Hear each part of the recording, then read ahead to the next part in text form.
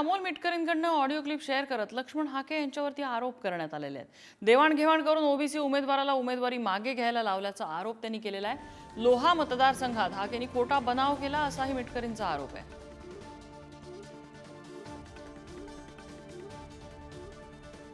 Hello sir, जय OBC.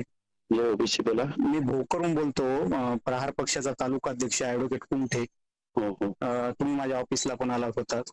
हो हो हो साहेब, मी माझ्या पक्षाकडून नामदेव इलवाड यांना एबी फॉर्म दिला होता, त्यांना उभं केलं होतं। त्यांनी आज विड्रॉल केला साहेब आता उमेदवारी, आणि त्यांचं म्हणणं की लक्ष्मण हाके साहेबांचा माझ्यावर दबाव आहे। त्यांनी नाही नाही ऐका ना नाही, साहेब, नाही, असं नाही असं नाही। ऐका ना सर, मी दबाव करू शकतो का हो? नाही नाही, ऐका ना सर, मला माहित आहे म्हणूनच मी कॉल केला आहे। मी ओबीसीचं खूप मोठं काम करतो भोकरमध्ये। मी तुम्हाला खूप मानतो, मी खूप चांगलं काम, आज 2 वर्षापासून आम्ही ओबीसीचं खूप मोठं संघटन केलंय।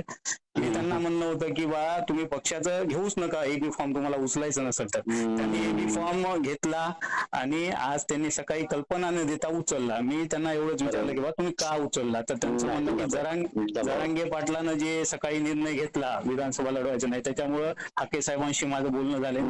लढतोय आपण जरंगीने माघार घेतली म्हणून आपण थांबलेले नाहीत। आपण 16-17 उमेदवार आपले आहेत, आपण लढणार आहोत, आपण लोकांना अपील करणार आहोत, लोकांच्या समोर जाणार आहोत। त्यामुळे त्यांचं काहीतरी अडचण असेल बरं का, पण माझा काही अडचण नाही सर, त्यांनी आर्थिक उलाढाल केली। मी कसा दबाव त्यांच्यावर टाकेन बरं? बरोबर, नाही त्यांनी आर्थिक इश्यू करून गेला, पण त्यांनी कारण वरचेवर ते दाखवले। आपले ओबीसीने बरेच जणांनी कॉल केलाय त्यांना, तर त्यांनी त्यांना गैरसमज करून द्यालेत की लक्ष्मण हाके फोन करतो त्यांना।